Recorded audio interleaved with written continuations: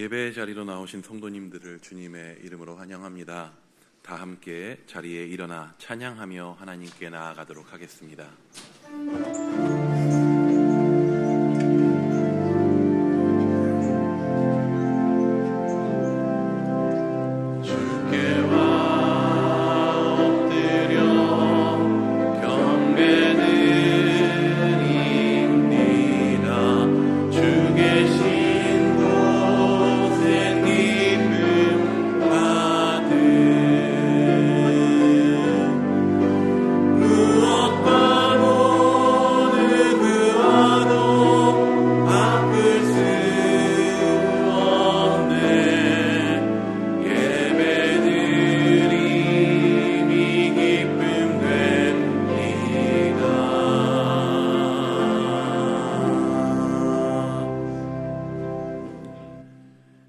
여호와여, 신중에 주와 같은 자가 누구니이까?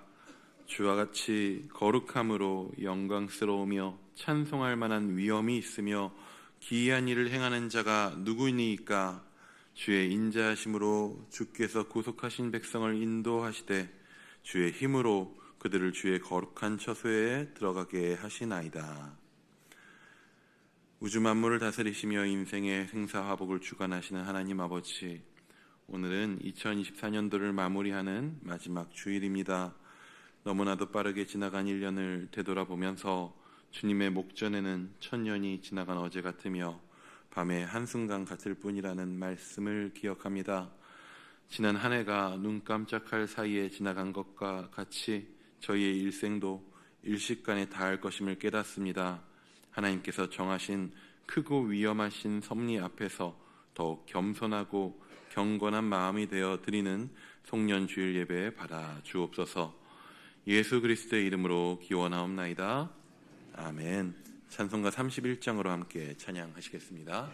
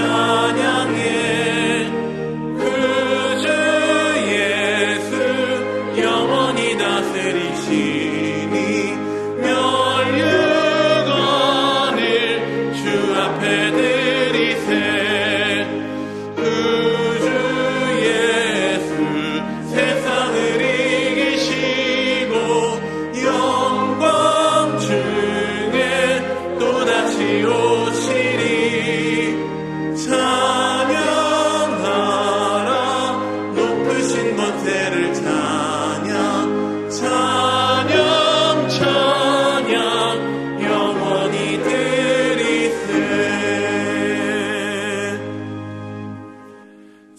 하신 후에 성시를 교독하겠습니다. 성시 교독문은 주현절입니다.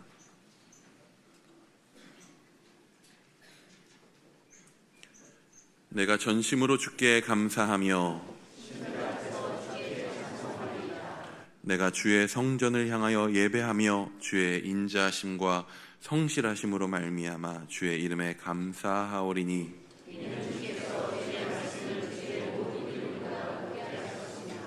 여호와여 세상의 모든 왕들이 주께 감사할 것은 그들이 주의 입에 말씀을 들음이오며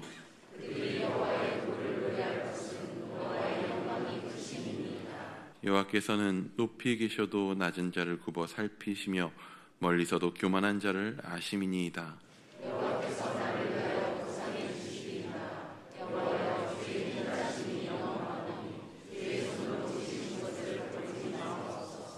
아멘. 다 같이 기도하시겠습니다.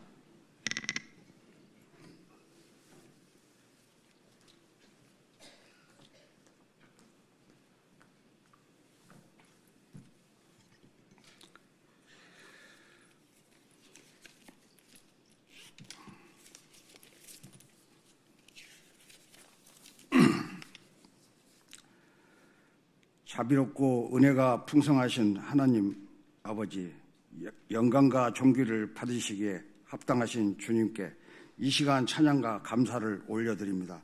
2024년 한 해를 마무리하며 이 자리에서 주님께 예배드릴 수 있도록 인도해 주심에 감사드립니다. 모든 순간 주님께서 함께 하시심을 고백하며 그 은혜에 감사와 찬양을 올려드립니다. 지난 한 해 동안 저희 삶을 돌아봅니다. 때로는 주님의 말씀을 믿고 세상의 욕심과 죄에 빠져 방황하였고 때로는 나태하였고 믿음이 부족한 모습으로 살아왔음을 고백합니다. 그러나 그럼에도 불구하고 우리를 버리지 않으시고 언제나 함께해 주신 하나님 은혜에 감사드립니다. 우리의 부족함과 연약함을 주님의 은혜로 덮어주시고 새롭게 변화되기를 소망합니다. 이 시간 저희의 마음을 정결케 하시고 주님의 말씀을 바로 서는 믿음을 허락하여 주시옵소서. 다가오는 새해를 준비하며 저희의 계획을 주님께 맡겨드립니다. 주님께서 저희의 길을 인도하시고 주님의 뜻 안에서 올바른 방향으로 나아갈 수 있도록 도와주시옵소서. 지난날의 실수와 아픔을 주님의 사랑으로 치유하여 주시고 다시금 주님의 말씀 위에 바로 서는 믿음을 허락하여 주시옵소서. 다가오는 새해는 주님의 은혜와 사랑이 우리와 함께 하셔서 주님의 영광을 나타내는 한 해가 되게 하옵소서. 하나님 아버지, 세상은 여전히 갈등과 불화, 고통과 아픔이 가득합니다. 이 땅에 주님의 평화와 사랑이 충만히 임하게 하시고 이 나라의 혼란함을 다스리옵소서.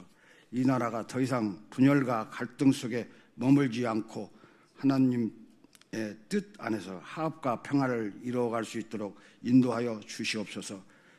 지도자들에게 지혜와 분별력을 주시고 나라와 정치를 이끌어갈 수 있을 때 주님의 뜻을 바르게 구하며 하나님을 경외하는 마음으로 나라를 이끌 수 있도록 도와주옵소서.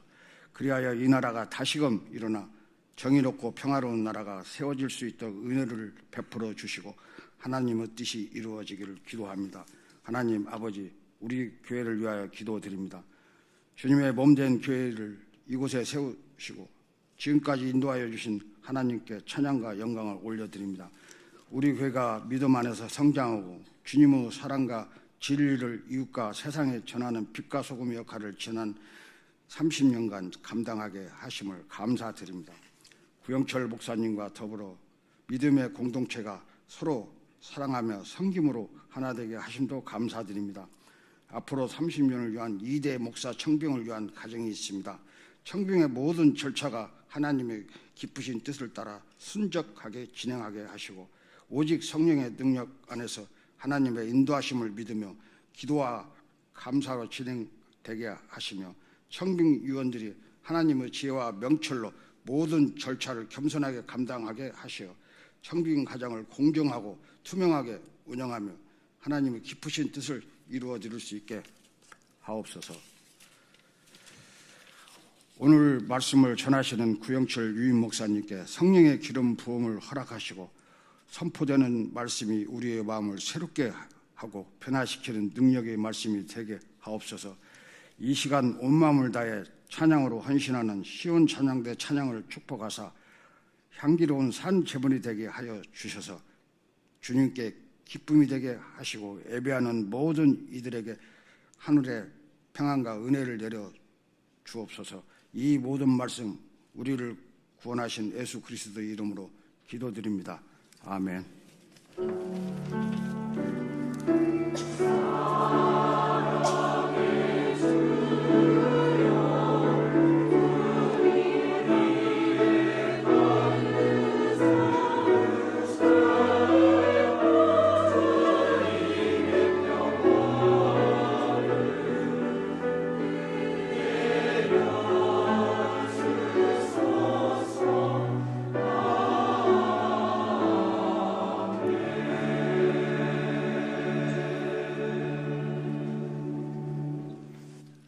자리에 일어나 마음과 정성을 다해드린 예물을 봉헌하시겠습니다.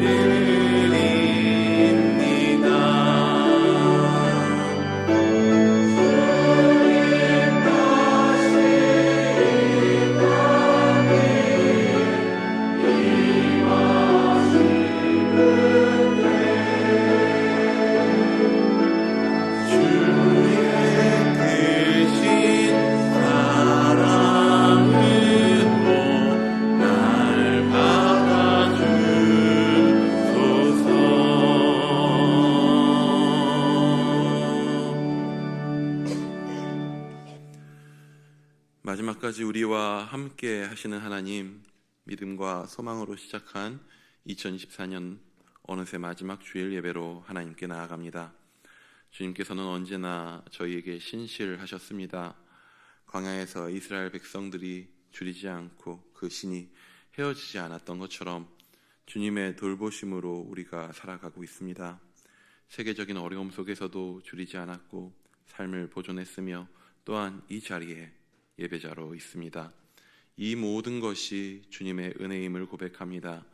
신실하신 하나님 홀로 영광 받아 주옵소서. 저의 인생을 돌보시는 주님을 신뢰하며 예물을 올려드립니다. 소득의 11조로 신앙을 고백하오니 늘 먹이고 입히시는 주님의 손길을 누리게 하여 주옵소서. 감사 예물을 드립니다. 주님 없으면 살 수 없는 매일의 삶을 깨달으며 주신 삶을 감사로 채우는 저희들 되게 하여 주옵소서. 선교와 장학의 예물을 주님께 드립니다. 주 앞에 있는 것에 연연하지 않고 눈앞에 있는 것에 연연하지 아니하고 시공간을 넘어서 일하시는 하나님을 소망하며 신뢰함으로 예물을 올려드리오니 장소를 넘어 열방으로 시간을 넘어 온 세대가 주님을 배웁게 하여 주옵소서. 추운 겨울 군에서 수고하는 자녀들 기억하셔서 안전한 군복무 되게 하여 주시고 또한 병상에서 신음하는 환우들을 돌보셔서 하늘의 소망으로 더욱 힘찬 2025년을 맞이하게 하여 주옵소서. 삶의 자리에서 예배자로 살아가며 2024년의 끝자락을 주님께 올려드리는 주의 백성들을 품으셔서 하늘의 좋은 것으로 채워 주옵소서. 이 모든 말씀, 삶의 모든 순간을 함께 하시는 예수 그리스도의 이름으로 기도하옵나이다. 아멘. 자리에 앉으시겠습니다.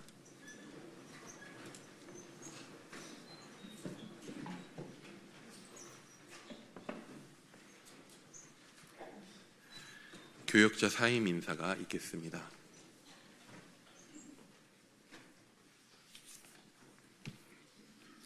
우리 교회 초등부와 영아부를 지난 6년 동안 섬겨오신 우리 김예술 목사님, 몸이 조금 약해져서 잠시 좀 쉬기를 원하셔서 사임을 하십니다.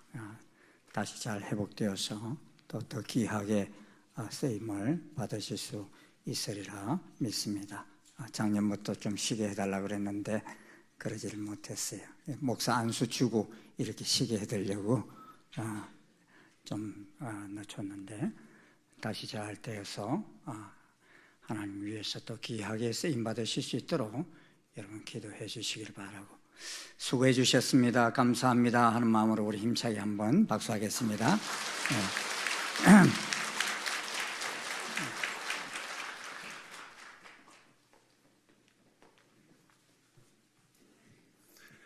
나눔의 시간입니다. 옆에 있는 분들과 여호와 하나님을 찬양하는 예배자가 됩시다 라고 축복하며 인사하겠습니다.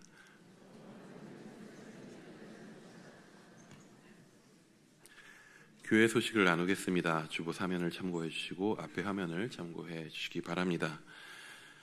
송구영신 예배는 12월 31일 화요일 밤 11시 30분부터 온라인 오프라인 동시에 진행됩니다. 2024년의 마지막과 2025년을 예배로 나아가는 일산충신의 가족들 되시기 바랍니다. 1월 1일 수요 기도회는 송구영신 예배 관계로 쉽니다. 돌아오는 한밤의 기도회는 사역자 헌신 기도회로 진행됩니다. 앞을 보시고 혹시라도 오해하실 분들이 계실까봐 동명이인이십니다. 예. 각 국부 팀장님들 그리고 직분 맡으신 모든 분들께서는 꼭 필히 참석하셔서 은혜로운 2025년을 맞이하시기 바랍니다. 2025년 1분기 임내송은 예배하는 자 되어입니다. 많이 불러보시기 바랍니다. 악보는 홈페이지 및 간지를 참조하시기 바랍니다. 겨울 성경 통독학교가 1월 7일 화요일부터 10일 금요일까지 진행됩니다. 자세한 내용은 주보 이면을 확인해 주시기 바랍니다. 1월 5일 주일까지 신청해 주시기 바랍니다. 주보 간지로 배포된 2025년 새해 기도 제목 카드를 작성하여서 송구영신 예배 때, 오늘이 아니고요, 송구영신 예배 때 제출해 주시기 바랍니다. 2025년을 준비하며 하나님께 드릴 기도 제목을 올려주시기 바랍니다. 작성 시에 비공개를 원하실 경우에는 꼭 비공개에 체크해 주시기 바랍니다. 각국 팀은 지금까지 신청하신 전도금에 대해서 오늘까지 팀 지출로 회계 처리를 부탁드립니다. 또한 처리하시고 남은 전도금 잔액은 12월 31일까지 교회 헌금 계좌로 환입을 부탁드립니다. 자세한 관련 문의는 함지훈 집사에게 해주시기 바랍니다. 2025년에 새롭게 세워지는 각부 팀장님들과 회계 담당자는 디모데 교적을 설치해 주시기 바랍니다. 아이디는 본인 이름으로 하시고 패스워드는 재정부의 손용준 안수 집사에게 연락하셔서 전해주시면 입력해 드리도록 하겠습니다. 디모데 교적 주소는 주보를 확인해 주시기 바랍니다. 2025년 새해 달력이 나왔습니다. 필요하신 분은 2층 사무실에서 찾아가 주시기 바랍니다. 새가족 등록 신청을 받습니다. 교회에 등록하셔서 행복한 신앙생활 하시기 바랍니다. 등록은 예배 후 2층 나눔의 방에서 해주시기 바랍니다. 오늘 하나님께서 우리에게 허락하신 말씀은 시편 117편 1절에서 2절까지의 말씀입니다. 시편 117편 1절에서 2절까지의 말씀, 구약 889면에 있습니다. 시편 117편 1절에서 2절 말씀을 봉독해 올리도록 하겠습니다. 너희 모든 나라들아 여호와를 찬양하며 너희 모든 백성들아 그를 찬송할지어다. 우리에게 향하신 여호와의 인자하심이 크시고 여호와의 진실하심이 영원함이로다. 할렐루야. 아멘. 시온 찬양대의 찬양이 있겠습니다.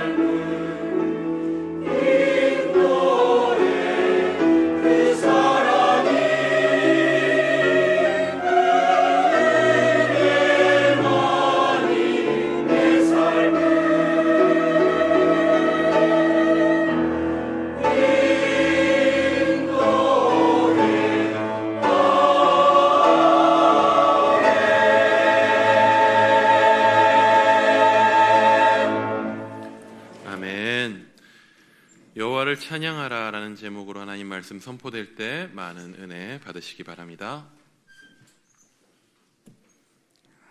지난 1년간도 우리 예배를 참 은혜롭게 하기 위해서 우리 시온 찬양대 귀하게 이렇게 섬겨 주셨는데 고맙죠. 좀 우리는 이렇게 딱 10시에 와서 예배 드리면 되지만 이분들은 벌써 뭐 1시간 전에 와서 또 연습하고 끝나고 또 연습하고 참 귀하게 이렇게 섬겨주셨어요. 우리 한번 힘차게 한 박수 하십시다. 수고하셨습니다. 예.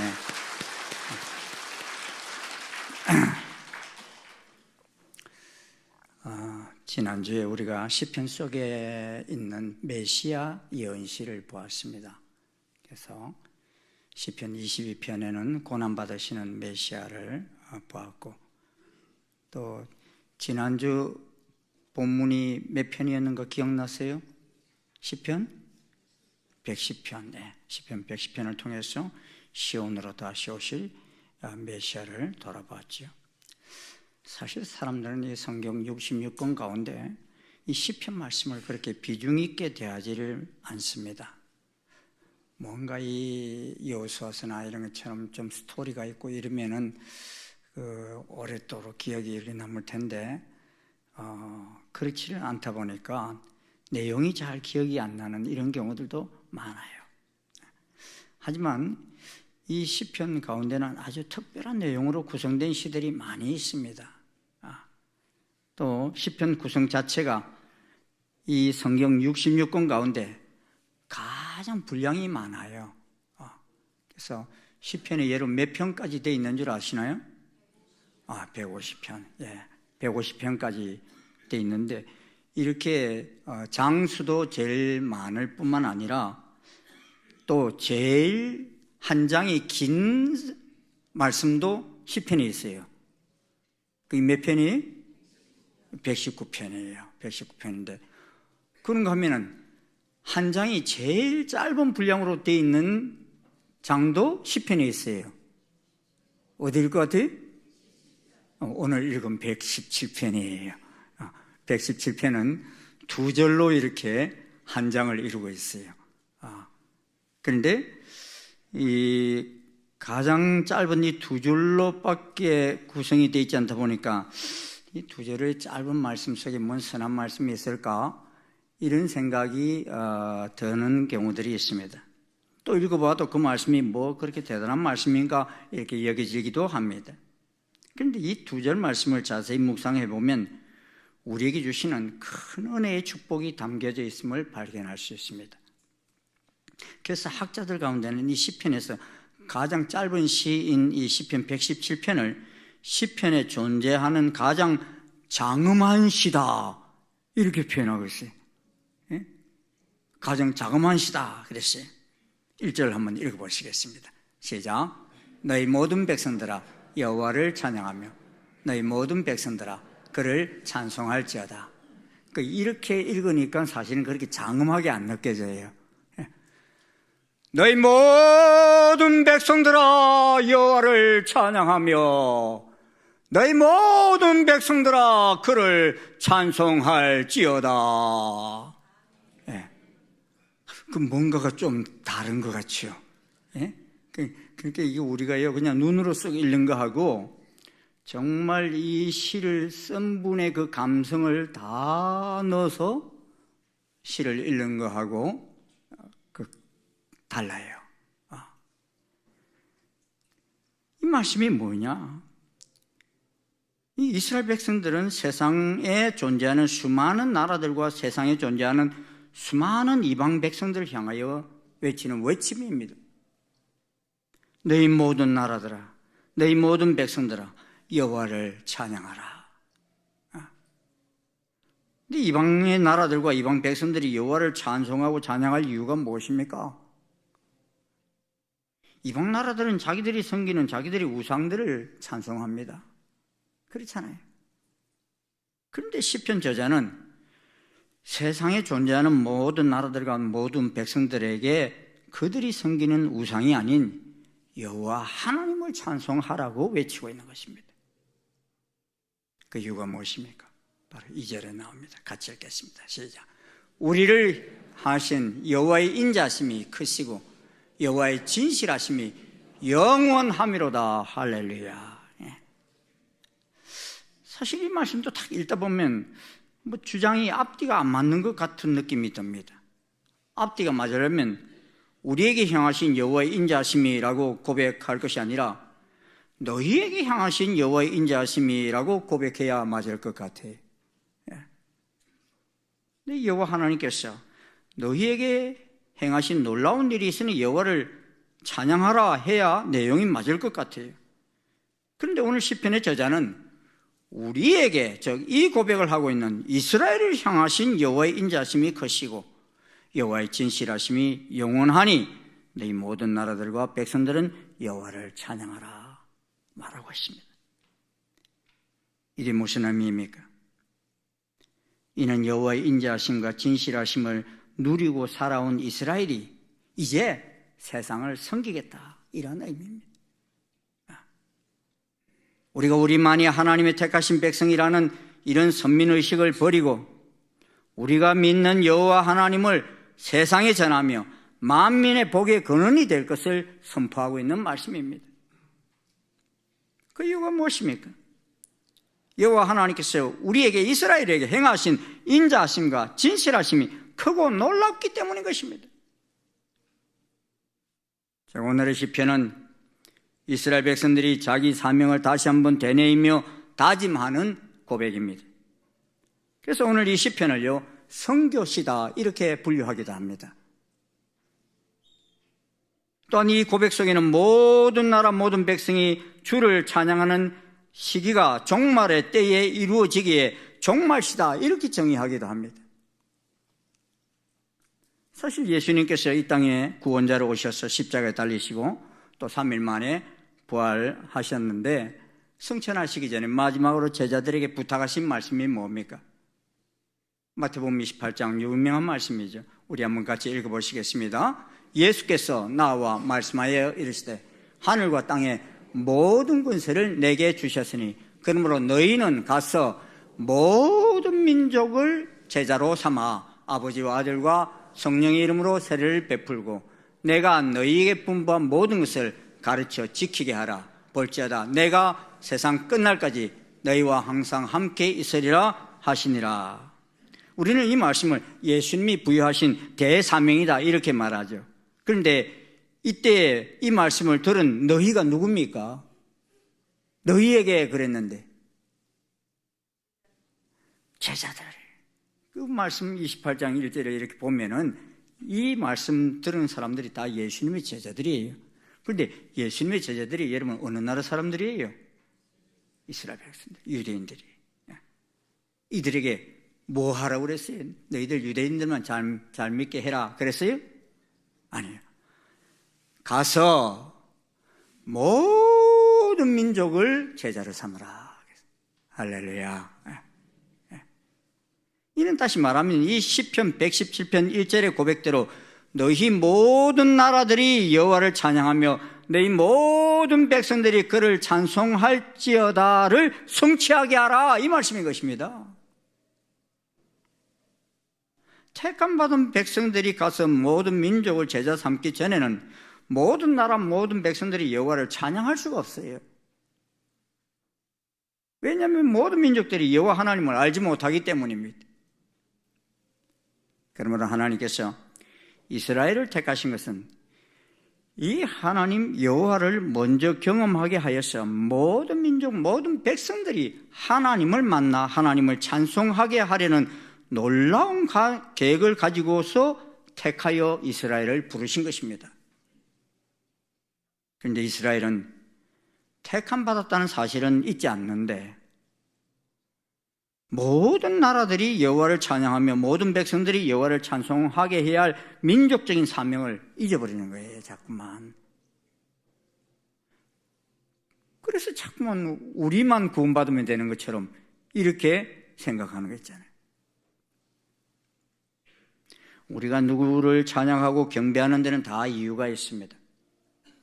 병든 사람은 의사의 진단을 받아야 할 이유가 있습니다. 사랑하는 사람은 결혼해야 할 이유가 있습니다. 피조물인 인간은 창조주 하나님을 찬양할 이유가 있습니다. 그러기에 이 시편 117편 2절을 원문 그대로 번역하면 이렇게 번역할 수 있습니다. 왜냐하면 그분의 자비하심과 여호와의 신실하심이 영원까지 우리를 향하여 강하기 때문이다. 너희는 여호와를 찬양하라 하겠습니다. 이 2절 말씀에는 모든 나라들이 여호와를 찬양하고 모든 백성들이 여호와를 찬송할 이유가 실려 있습니다.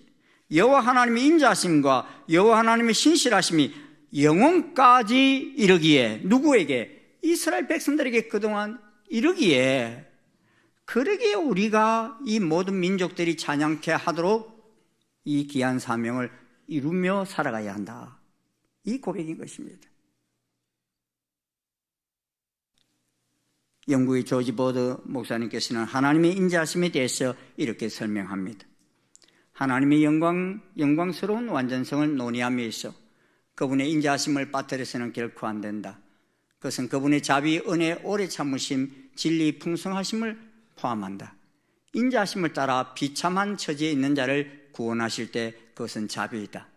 인자하심을 따라 무가치한 자에게 은총을 내리실 때 그것은 은혜이며, 인자하심을 따라 반역을 일삼는 자를 참으실 때 그것은 오래 참으심이며, 인자하심을 따라 약속된 축복을 베푸실 때 그것은 진리이며, 인자하심을 따라 궁핍한 자들에게 필요한 것을 공급하실 때 그것은 풍성하십니다. 하나님의 인자하심은 그분의 모든 형태의 사랑을 다 포함하고 있다 했습니다. 이 인자하심이 이스라엘 백성들에게 임하였기 때문에 너희는 모든 민족에게 복음을 전해야 한다 하는 말씀하신 것입니다. 우리는 하나님의 진실하심을 또한 찬양해야 합니다. 117편 2절은 다시 말씀합니다. 우리에게 향하신 여호와의 인자하심이 크시고 여호와의 진실하심이 영원함이로다. 할렐루야. 여기 진실하심이 영원하다는 하나님은 우리가 믿고 의지할 유일한 대상이시다는 것입니다. 그 이유는 여호와는 영원히 진실하시기 때문입니다. 이 세상의 사람들의 마음은 너무나 쉽게 바뀝니다. 한평생 한결같기가 쉽지 않습니다. 그러나 하나님은 한결같으십니다. 변함이 없으신 분이십니다. 하나님이 약속하신 것은 반드시 이루시는 신실하신 하나님이십니다. 믿으십니까, 여러분? 주의 인자는 끝이 없고 그의 자비는 무궁하며 아침마다 새롭고 늘 새로우니 주의 성실이 금이라 성실하신 주님. 여러분, 우리의 주의 인자는 끝이 없습니다. 그의 자비는 무궁합니다. 이 시편 기자는 이 시편 전체에서 가장 짧고도 단순하면서도 장엄미가 넘치는 이 시를 쓰면서 모든 나라와 민족에게 차별 없이 하나님의 사랑과 진실을 선포함으로써 온 인류가 함께 하나님을 찬양하도록 요청하고 있는 것입니다. 그래서 바울은 이 시를요, 로마서에서 인용하고 있어요. 로마서 15장 11절에서 인용하면서 하나님의 긍휼이 예수 그리스도로 말미암아 이방에까지 미쳤음을 설명하고 있습니다.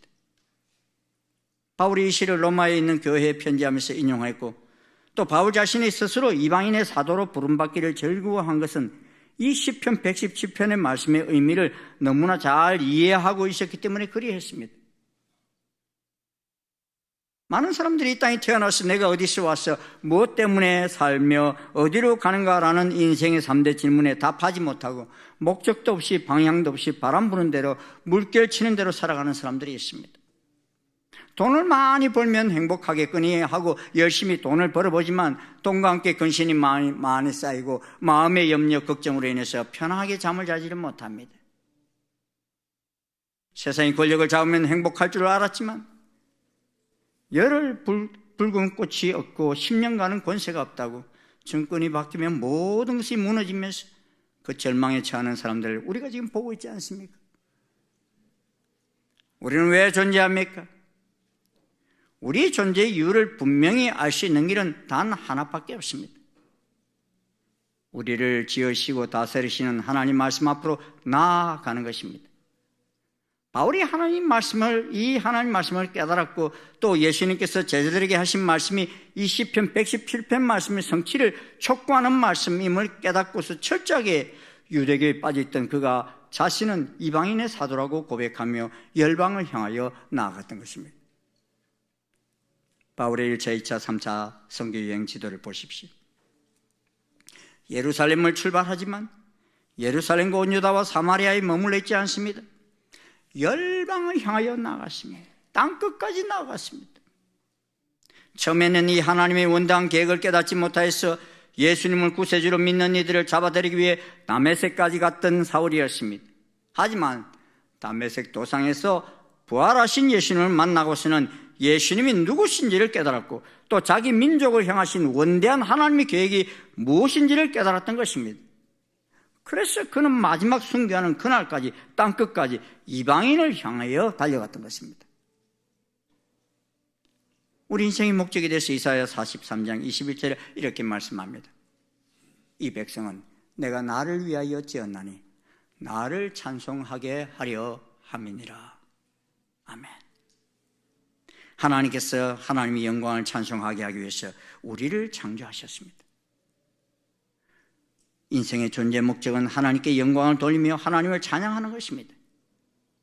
그런데 117편은 우리로 인하여 이 세상에 존재하는 모든 나라에서 하나님을 찬양하고 모든 백성들이 여호와의 진실하심을 찬송하게 되기를 노래한 것입니다.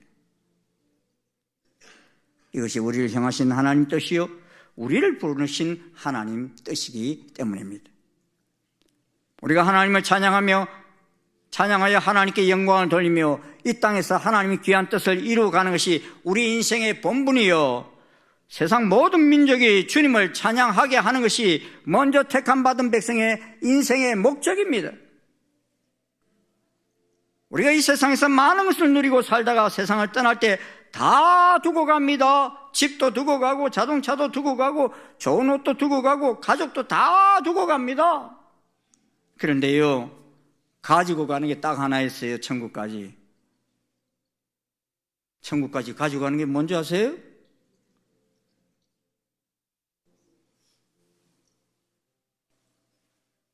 바로 우리가 오늘 불렀던 이 찬양입니다. 여러분 할렐루야. 하나님을 찬양하고 예배하는 일은요 이 땅에서 이 교회에서도 이렇게 예배하고 찬양하지만요 죽어서 우리가 하늘나라에 가서도 영원토록 찬양하게 되는 것이에요.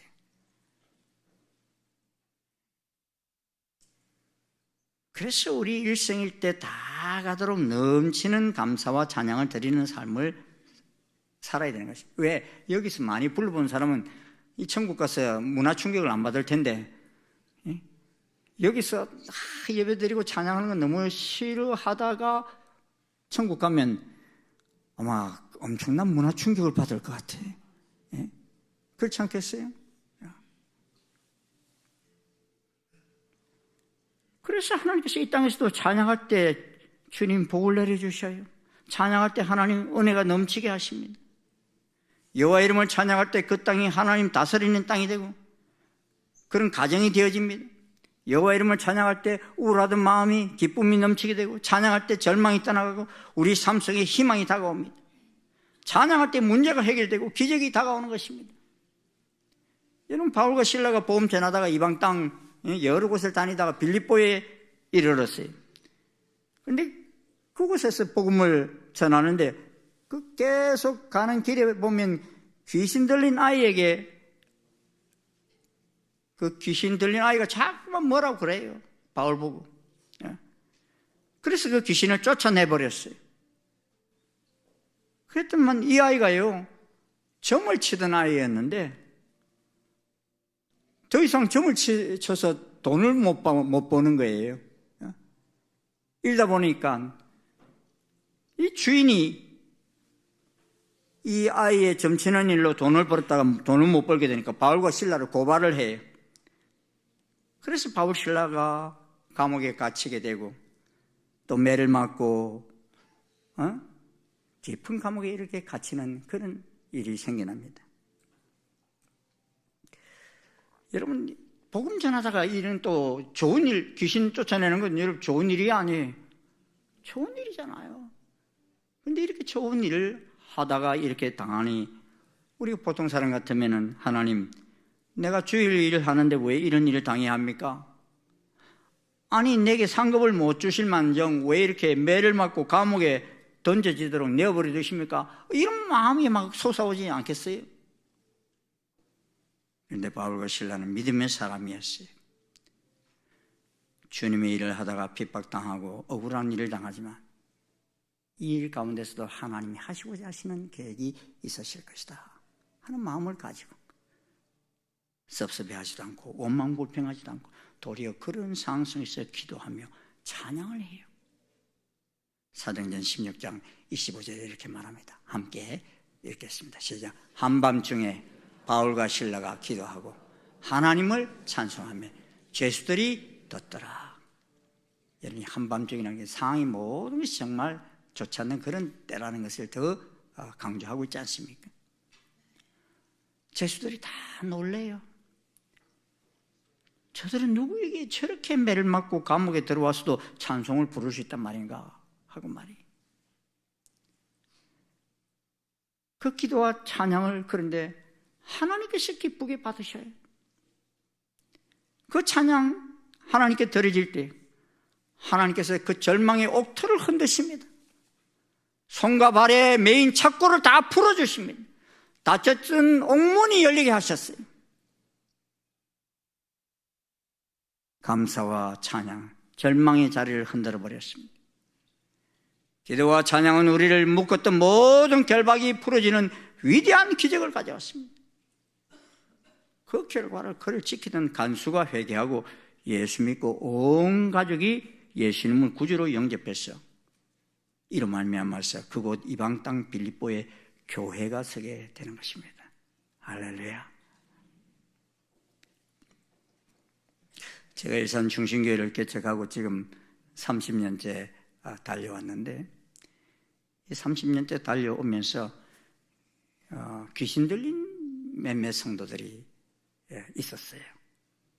그래서 순장님이 밤 2시에 목사님 급해요. 빨리 가서 기도해 주시면 좋겠다. 그래가지고 밤 2시에 가서 귀신 쫓아내고 그랬어요. 누군지는 아무도 몰라.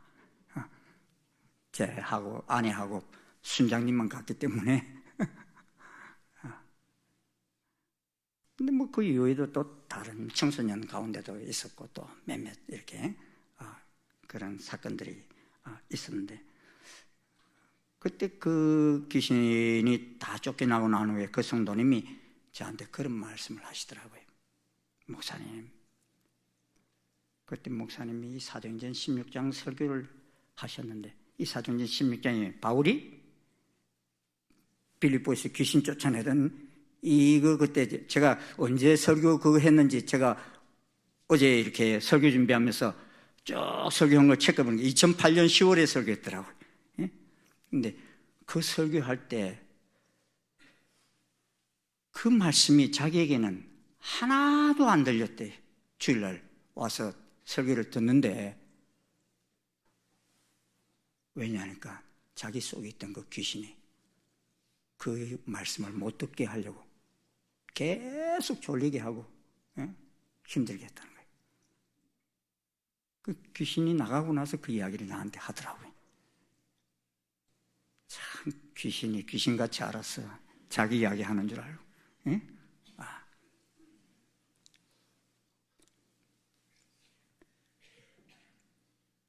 사랑하는 성도 여러분, 우리 마음은 지금 예수님이 왕자에 계십니까? 우리 가정은 예수님이 주인이 되셔서 다스리고 계십니까? 그런 사람, 그런 가정은 특징이 있습니다. 그 사람과 그 가정 속에 찬양과 기도 소리가 넘쳐납니다. 감사의 소리가 물 쏟듯이 흘러넘칩니다. 이유가 무엇입니까? 여호와의 인자심과 진실하심이 넘쳐나고 있기 때문입니다. 반대로 예수님을 믿기는 믿는데 자꾸만 자기가 왕자에 앉아서 살아가는 사람들이 있어요. 늘 하나님이 기뻐하시는 일을 하는 것을 즐거워하기보다는 사단의 게임에 빠져서 그런 일에 시간과 물질을 투자합니다. 악한 일에 미혹됩니다. 그런 사람은요, 성령님의 이끄심을 따라 살지 아니하고 육체의 욕심을 이루려고 합니다. 그래서 갈라디아서 5장을 보면 이 바울이 그런 사람들에게 나타나는 열매들을 쭉 열거했어요. 같이 한번 읽어볼까요? 시작. 육체의 일은 분명하니 곧 음행과 더러운 것과 호색과 우상숭배와 주술과 원수 맺는 것과 분쟁과 시기와 분냉과 당짓는 것과 분열함과 이단과 투기와 술 취함과 방탕함과 또 그와 같은 것들이라. 이런 것들이 여러분 속에서 막 일어나고 있으면은, 이거는 사단이 장난치고 있구나. 빨리 대적해서 내어보낼 줄을 알아야 됩니다. 할렐루야. 네. 이게 딱 잣대가 나와 있잖아요. 이런 일이 마귀에게 틈을 보이면서 마귀의 영향을 받는 것입니다. 이 귀신 들린 사람들에게서 귀신을 내쫓을 때 너 언제 이 사람에게 들어왔냐? 이렇게 물어보면 대부분의 귀신들이 그 당사자가 하나님 앞에 범죄할 때 침투한 것을 볼 수 있어요. 그래서 부모가 자신을 차별할 때 들어왔다고 그러고, 술 취해서 두려워할 때 들어왔다고 그러고, 가족과 이웃 누군가를 심하게 시기하며 미워할 때 들어왔다고 그러고, 또 뭐 낙태할 때 들어왔다고 그러고, 집안에 우상 것들을 들어오면서 침투했다. 여러분 외국 여행 같은 데 갔을 때요, 아무거나 사가지고 오면 안 돼. 예? 그림이나 뭐 이런 그릇이나 이런데 그 문양들을 잘 봐야 돼. 그런 문양들을 보면 그 나라 그 민족이 섬기는 우상 문양들이 그려져 있는 것이 많아요. 그냥 멋있다, 아주 고전적이다 이렇게 생각하고 가지고 들어오는 그런 걸 가지고도 그런 걸 틈타고도 들어오더라고요. 그런 거 선물 받더라도요, 저도 한번 받아봤는데, 이 선교사가 그런 걸 가져왔어요. 선물로 가져왔어요. 쓰레기통 집어넣어 버렸어요.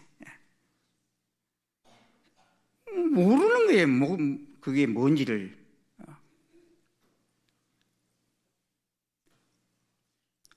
오늘 여러분은 2024년 마지막 주일 예배를 드리고 있습니다. 우리 자신과 우리 집안을 한번 예수님 손잡고 쭉 둘러보시기 바랍니다. 혹시라도 하나님 기뻐하지 않는 것이 지난 1년 동안 우리 집에 들어오지 않았는지, 틈타고 들어오지 않았는지 한번 둘러보세요. 그리고 아까워하지 마시고 과감하게 불태워버리든지 버리든지 그렇게 하십시오. 창세기 35장을 보면 바다나람에서 고향 땅 가나안으로 돌아오던 야곱은 하나님 앞에서 자신이 스스로 언약을 맺었던 일을 행치 아니하고 세겜 땅에 머물면서 세속화되어 가다가 그의 딸 디나가 세겜 추장에게 강간을 당합니다. 이로 인해서 세겜 땅에 큰 살인사건이 일어납니다. 그때 하나님이 야곱을 깨우쳐 주시죠. 일어나 베델로 올라가서 거기 거주하며 네가 내 형 에서의 낯을 피하여 도망하던 때 네게 나타났던 하나님께 거기서 제단을 쌓으라 말씀하십니다. 자기가 약속했던 거거든요. 하나님이 하라고 했던 것이 아니고. 그런데 돌아오면서도 안 했던 거예요. 그래서 그걸 기억나게 하시는 거 있잖아요. 집안의 큰 일을 경험하고서 놀란 야곱은 정신을 차리고 이에 자기 집안 사람과 자기와 함께한 모든 자에게 이르되 너희 중에 있는 이방 신상들을 버리고 자신들을 정결하게 하고 너희들의 의복을 바꿔 입으라 이렇게 명합니다. 그래서 온 가족들이 자기들 손에 있는 모든 이방 신상들과 자기 귀에 있는 그 귀고리를 야곱에게 가져옵니다. 그리고 야곱은 그것들을 세겜 근처 상수리 나무 아래 다 묻어버립니다. 그게 건부친지 뭔지 상관없어요. 다 묻어버립니다. 아마도 이때 라헬이 훔쳐온 아버지 라반의 우상 드라빔이 있었잖아요. 아버지에게는 안 들켰는데 그러니 가지고 있었을 거 아니에요. 그것도 이때 아마 내어놔서 묻어버리지 않았나 생각이 듭니다. 그리고 약속의 땅 베델을 향하여 나아갈 때 그들이 떠났으나 하나님이 그 사명 골들로 크게 두려워하게 하셨으므로 야곱의 아들들을 추격하는 자가 없었더라 말씀합니다. 어떻게 했을 때? 이 모든 우상들을 다 제거했을 때 하나님께서 그 야곱의 가정을 지켜주시고 보호하셨다는 것입니다. 이 말씀의 의미가 무엇입니까? 하나님 택하신 백성이라 할지라도 택하신 창조주 하나님 뜻을 따르지 아니하고 사단의 게임에 빠져 살아가게 되면 힘을 잃어버린다는 것입니다. 반대로 하나님이 인자하심과 진실하심 때문에 감사하며 그 이름을 찬양할 뿐만 아니라 우리를 택하신 하나님의 그 크신 뜻을 이루기 위해 모든 나라들이 여호와를 찬양하며 모든 백성들이 하나님을 찬송하게 하는 일에 내 삶을 드리며 나아갈 때 세상 끝날까지 함께 하시는 하나님의 은총 아래 살아갈 수 있다는 것입니다. 나뿐만 아니라 우리 가정이, 우리 민족이. 할렐루야. 그는 주님을 섬길 때 어떤 환난과 핍박이 다가와도 기뻐하고 감사로 주님을 찬양하고 주님께 영광 돌리는 삶을 살아갈 수 있게 되는 것입니다. 하나님 찬양 사역을 하고 있는 서준호 성도를 소개합니다. 2003년 대학 성악과 2학년 재학 때 친구들과 차를 몰고 여행을 하다가 교통사고가 나서 목뼈가 부러지고 전신마비가 되어버립니다. 세브란스 중환자실에 입원했는데 의사들이 말하기를 신경이 완전히 손상되어서 회복될 수가 없고 평생 누워 살거나 만약에 기적이 일어난다 해도 겨우 휠체어에 앉아서 살게 될 거다 이렇게 말합니다. 근데 이 서준호 형제의 가정은 예수님을 잘 믿는 가정이었어요. 아버님 장로님이시고 어머님 권사님이신데 거의 하루도 빠짐없이 가정 예배를 드리는 그런 가정이었어요. 어머니가 그 아들이 완전히 전신마비가 되어 누워있는 그 중환자실에 와서 말씀을 전합니다. 여기는 병원이 아니라 영적신학대학원이야. 여기서 하나님을 직접 만날 수 있으니 얼마나 감사하냐. 그러시면서 그 어머니는 그 아들만 기도해 주는 게 아니라요, 온 세브란스 병원을 다니면서 다른 환자들을 위해서 기도를 해 줍니다. 내 어머니 말씀을 듣고 아버지의 기도를 받으면서 이 서준호 형제가 마음에 내 믿음대로 될지어다라는 말씀이 들려오면서 그 말씀을 붙들고서 나는 일어난다, 나는 걷는다, 이 말씀을 외치기를 시작합니다. 입으로는 아직 말을 못해요. 그러니까 속으로 막 마음으로 그렇게 외쳐요. 그런데 그런 그에게 또 다른 위기가 찾아옵니다. 산소호흡기로 겨우 호흡하고 있는데 폐렴이 다가와서 목을 뚫는 수술을 또 해야 돼요. 여러분 앞으로 성악가가 될 사람이 목을 뚫어버리면 어떻게 해요? 노래를 어떻게 부를 수 있어요? 그런데 수술 동의서에 아버지가 서명을 하고 와서 잠깐 지쳐서 기도하다가 잠이 들었는데 꿈을 꿔요. 황무지에 물이 콸콸콸콸콸 솟아오르는 그런 꿈을 꿉니다. 그러면서 발떡 일어나서 우리 아들이 낫겠구나, 우리 아들이 낫겠구나 하는 생각과 함께 자기도 모르게 찬양을 부르기 시작합니다. 이 아버지도 찬양을 잘 부르더니 샘물과 같은 보혈은 주님의 피로다. 보혈의 죄를 씻으면 정하게 되겠네, 정하게 되겠네, 정하게 되겠네. 보혈의 죄를 씻으면 정하게 되겠네. 마음에 막 믿음이 들어오고 확신이 들어왔어요. 그래서 의사에게 말씀을 드렸더니 의사는 다시 CT 촬영을 했습니다. CT 촬영을 했는데 폐렴으로 문제가 있던 폐가 완전히 정상으로 드러나게 되었던 것입니다. 할렐루야. 그날로 산소호흡기를 떼고 일반 병실로 왔어요.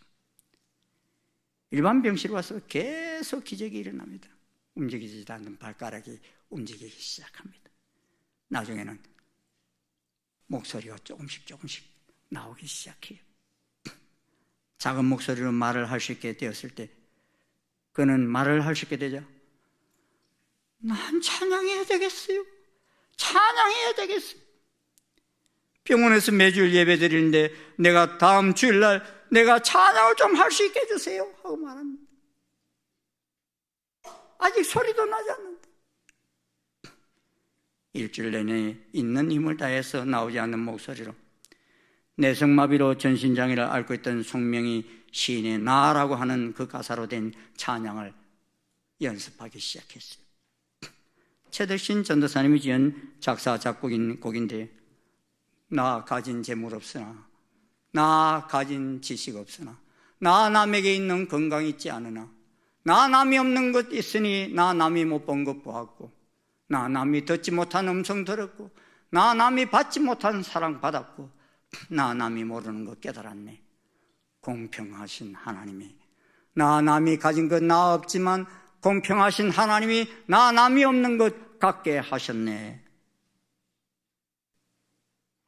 많은 환자들이 모이는데 제대로 일어설 수가 없으니까 이 강대상을 겨우 붙잡고 간신히 서서 이 찬송을 불렀어요.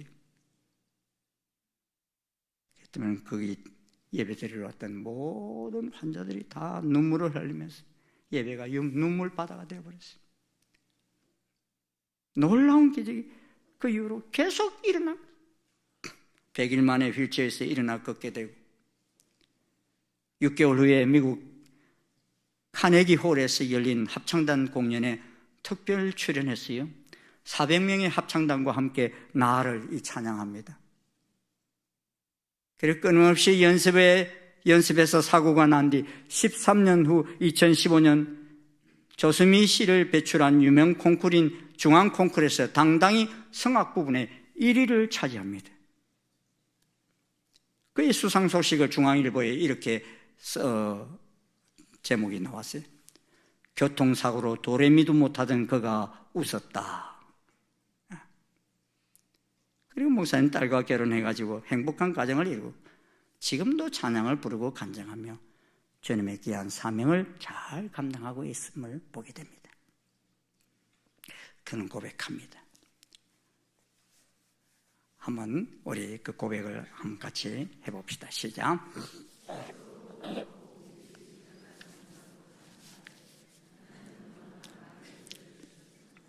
그 은혜를 많은 영혼들에게 전하며 하나님을 기쁘시게 해드리고 하나님께서 세워주신 그곳에 설 수 있기를 소망합니다. 그 은혜를 많은 영혼들에게 전하겠다.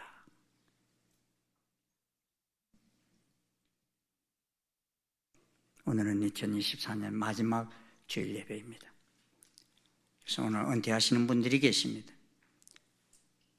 저는 오늘 은퇴하는 장로님, 권사님, 안수집사님 모두 이 준호 형제 같은 마음이라 확신이 됩니다. 오늘 이 은퇴식을 맞이하면서 하나님 뜻을 이루기 위해서 여기까지 달려오게 하여 주심을 감사합니다라는 고백이 있으시리라 확신합니다. 돌아보면 사는 날 동안 어렵고 포기하고 싶을 때도 있었을 것입니다. 그래도 우리 주님 사랑하고 받은 은혜를 기억하며 찬양하는 마음으로 여기까지 오셨을 것입니다. 오직 우리 하나님의 인자하심과 진실하심이 우리의 사는 이유가 되고 모든 나라 모든 백성들이 여호와를 찬양하며 찬송하는 것만이 우리의 사명이 될 때 우리는 이 2024년도도 감사함으로 보내고 2025년도도 세상 끝날까지 함께 하시는 하나님을 찬송하며 달려갈 수 있을 것입니다. 복잡다단한 세상입니다. 하지만 이 세상의 소리들은 다 잠잠해지고 이 땅과 모든 민족들에게서 하나님의 이름만이 높아지는 새해가 되기를 소원합니다. 감사합니다 하나님, 찬양합니다 하나님, 호흡이 닿는 그날까지 여호와를 찬양하겠습니다. 이 고백이 우리의 고백이 되기를 소원합니다. 우리 같이 한번 고백해 보십시다. 시작. 감사합니다 하나님, 찬양합니다 하나님, 호흡이 닿는 그날까지 여호와를 찬양하겠습니다. 아멘. 여러분 그렇게 하기를 원하십니까? 하나님이 참으로 밝아오는 새해도 이렇게 찬양하는 여러분 모든 민족에게 민족이 찬양하는 그날까지 이 귀한 복음을 전하기를 소원하는 여러분들에게 하나님의 은총이 계속 되어지리라 믿습니다. 크신 은혜 함께 하시길 축원합니다. 기도하시겠습니다. 고맙습니다. 주님, 어둠 속에 있던 저희들이었는데 하나님이 우리를 버리지 아니하시고 저희 이스라엘 백성들을 택하셨어 아버지 하나님 열방을 향하여 복음을 전하게 하시고 모든 민족이 찬양할 때까지 참으로 이 귀한 복음이 전파됨으로 말미암아 2000년이 지난 오늘날 여기 대한민국까지 주님 그 복음이 전파되어서 오늘 저희들 주님을 찬양하고 경배 찬양합니다. 아버지 하나님 감사합니다. 찬양합니다. 이 찬양의 귀한 이어짐이 여기서 끝나지 않게 도와주시고 2024년으로 끝나지 않게 도와주시고 밝아오는 2025년 아직도 이 열방 속에 여호와 하나님을 찬양하지 못하고 있는 많은 미전도 종족들 그들에게 이 복음이 전파되어졌어. 열방이 여호와 하나님을 찬양하며 모든 민족이 여호와를 찬양하는 역사가 계속되게 인도해 주시옵소서. 이 일에 저희들이 쓰임받기를 원합니다. 이스라엘 백성들이 쓰임받은 것처럼 저희들도 이 일에 귀하게 쓰임받았어. 주님을 기쁘시게 하는 귀한 대열의 석에 인도해 주시옵소서. 예수님 이름으로 기도드리옵나이다. 아멘. 자, 자리에서 일어나셔서 620장 찬송 부르실 때 우리 옆 사람들 좀 보시면서 같이 손을 내밀어 찬양하시기를 바랍니다.